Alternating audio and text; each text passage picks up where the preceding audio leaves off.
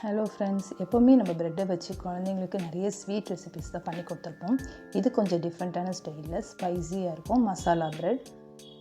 இது நீங்கள் குழந்தைங்களுக்கு செஞ்சு கொடுத்து பாருங்கள். ஈவினிங் ஸ்நாக்ஸாக ரொம்ப விரும்பி சாப்பிடுவாங்க. வாங்க எப்படி பண்ணுறதுன்னு பார்க்கலாம். இதே மாதிரி ரெசிபிஸ் உங்களுக்கு தொடர்ந்து வேணும்னா நம்ம சேனலை சப்ஸ்கிரைப் பண்ணிவிட்டு பாருங்கள் ஃப்ரெண்ட்ஸ். வாங்க இப்போ எப்படி பண்ணுறதுன்னு பார்க்கலாம். ஒரு பவுல் எடுத்துக்கோங்க. அதில் ஒரு 3 டேபிள் ஸ்பூன் கடலை மாவு சேர்த்துக்கிறேன். 1 ஸ்பூன் கார்ன்ஃப்ளவர் போட்டுக்கோங்க.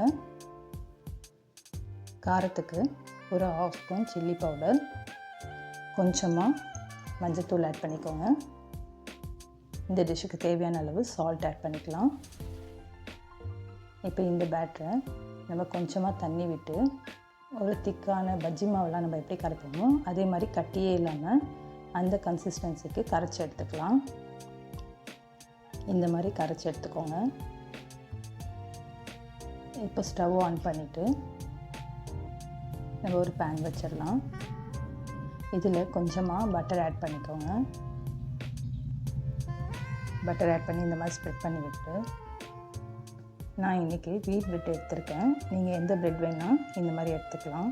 வீட் பிரெட்டை நம்ம பேட்டர் ரெடி பண்ணி வச்சிடலாம். அதில் 2 சைடும் இந்த மாதிரி போட்டு டிப் பண்ணி எடுத்துக்கோங்க. டிப் பண்ணிவிட்டு நம்ம சூடு பண்ண பேனில் இந்த மாதிரி வச்சிடலாம். இப்போ ஸ்டவ் கொஞ்சம் சிம்மில் வச்சுக்கோங்க. இதுக்கு மேலே நம்ம மசாலாஸ்லாம் ஆட் பண்ண போகிறோம். நம்ம கொஞ்சமாக பொடியாக கட் பண்ணி வச்சுருக்க ஆனியன் மேலே வச்சுட்டு, இதுக்கு மேலே நம்ம குடமிளகா கட் பண்ணி வச்சுருக்கோம், கேப்சிகம், அதையும் வச்சுட்டு, துருவி வச்சுருக்க கேரட் அதில் இந்த மாதிரி எடுத்து வச்சுக்கோங்க. கேரட்டையும் வச்சுட்டு, இதுக்கப்புறமா நம்ம தக்காளி சாப் பண்ணி வச்சுருக்கோம். அந்த தக்காளியை மேலே எடுத்து வச்சிடலாம். நெக்ஸ்ட்டு கட் பண்ணி வச்சுருக்க கொத்தமல்லி. இதுக்கப்புறம் இதில் நம்ம மசாலாஸ் ஆட் பண்ண போகிறோம். கொஞ்சமாக தூவி விட்டுக்கோங்க. இப்போ நான் சொல்ல போகிறதெல்லாம் சில்லி பவுடர் லைட்டாக தூவிட்டு, அது மேலே லைட்டாக ஸ்ப்ரெட் பண்ணிக்கோங்க. கரம் மசாலா. நெக்ஸ்ட்டு கொஞ்சமாக பெப்பர் பவுடர் ஆட் பண்ணிக்கலாம். இதுக்கப்புறம் நீங்கள் நெய் வச்சுருந்தீங்கன்னா நெய் போடலாம். நான் இன்றைக்கி பட்டர் சேர்க்குறேன்.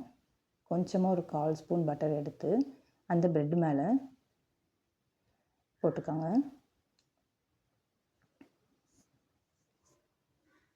இந்த மாதிரி போட்டு இப்போ நம்ம ஸ்லோவாக வச்சு தான் குக் பண்ணிகிட்ருக்கோம். ஒன் சைடு ப்ரெட் வெந்திருக்கும். இப்போ அப்படியே திருப்பி போட்டுடலாம். திருப்பி போட்டு இப்போ நம்ம ஆட் பண்ண அந்த மசாலா, அந்த வெஜிடபிள்ஸ் அது எல்லாமே நல்லா குக் ஆகணும். இந்த மாதிரி லைட்டாக ப்ரெஸ் பண்ணி விட்டுட்டு கொஞ்ச நேரம் வேக விடுங்க. ஒரு 1 மினிட் வெந்ததுக்கப்புறமா இப்போ நம்ம திருப்பி எடுக்கலாம்.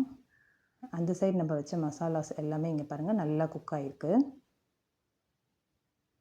இப்போ இதுக்கு மேலே நம்ம சால்ட் லைட்டாக ஆட் பண்ணிக்கலாம். நம்ம ஆல்ரெடி பேட்டரில் சால்ட் போட்டிருக்கோம். இந்த மசாலாக்காக கொஞ்சமாக ஆட் பண்ணிவிட்டு அதை அப்படி லைட்டாக இந்த மாதிரி ப்ரெஸ் பண்ணி விட்டுருங்க. அவ்வளோதாங்க, நம்ம மசாலா ப்ரெட் ரெடி.